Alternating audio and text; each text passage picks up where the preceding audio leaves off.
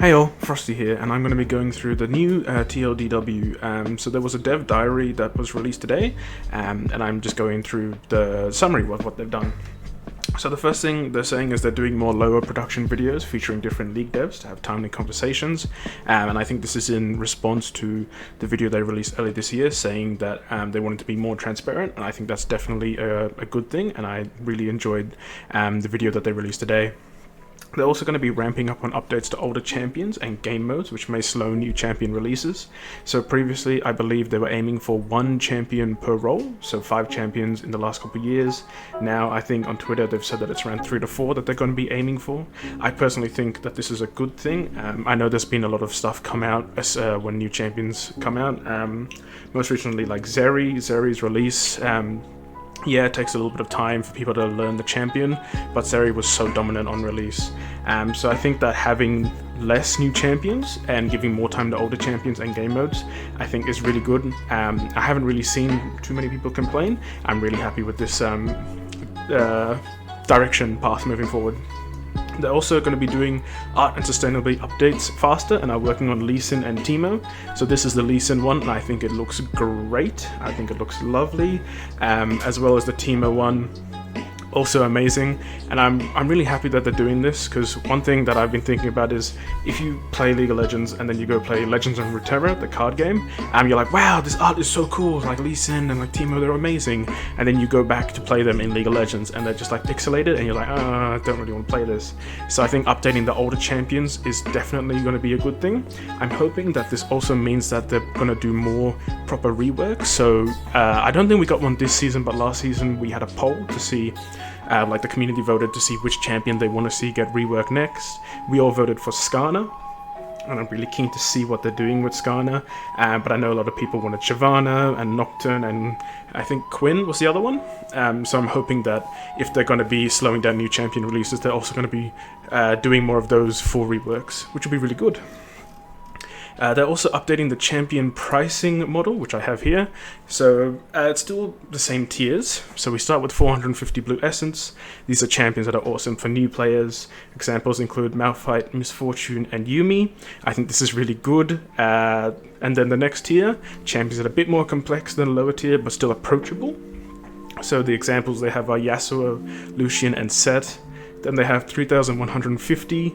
They're a bit more difficult, and it means that you have to play them a bit more before you begin to see success with them. Examples include LeBlanc, Shaco, and Yorick. Then you have the Jhin tier, and then you have 4,800, which is going to be the majority. And then they have the next tier, which is 6,300, and these are purely going to be for champions that have come out in the past 2 seasons. And then 7,800 is going to be for champions that have come out in the past week. So I really like these changes. They've put down here that it equals to a reduction of 140,000 Blue Essence.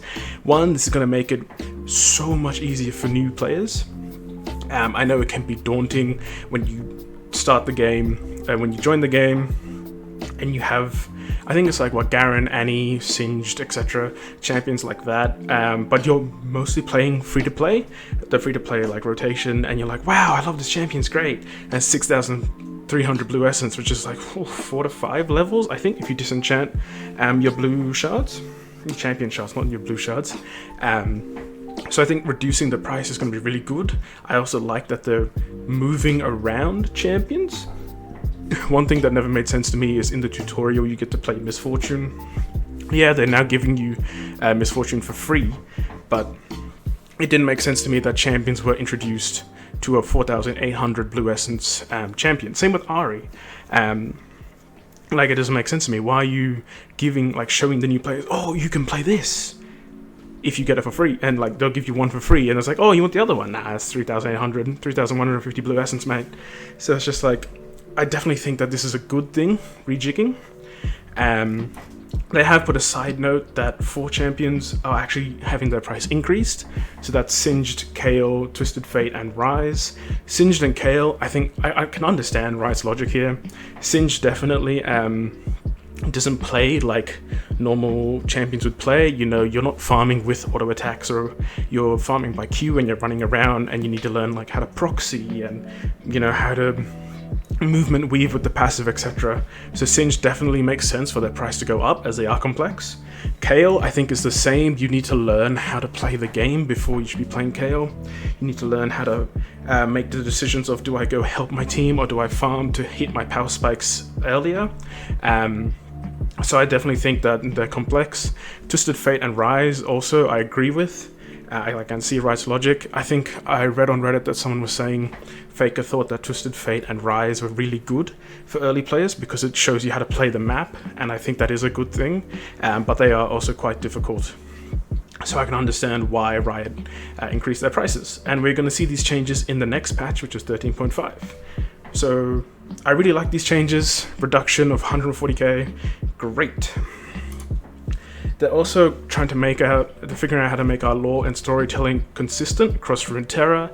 I hope this means that we won't get another example of Ruination. Ruination was a really cool event with a really cool concept behind it. Sadly, it didn't deliver. But if you read the book Ruination, that's really good. I recommend it to anyone. They've also done a dev blog, so they're talking about how they want to bring back Nexus Blists, but they also want to do it after the new mode, which is the 2v2, v2v2. So this is going to be on a new map, and how it works is you'll have 8 players, and then a team of 2 versus a team of 2 in one round, and in that same round, a team of 2 versus a team of 2. The winners will get items and gold and abilities, etc. And at some point, just like TFT, you'll get augments. So this is an example of recursion. You gain 45 ability haste, which will just let you, help you win your fights. So I think this looks really cool and it looks really fun. It also looks like a great place to practice champions instead of bot matches. So I'm really keen to try this out.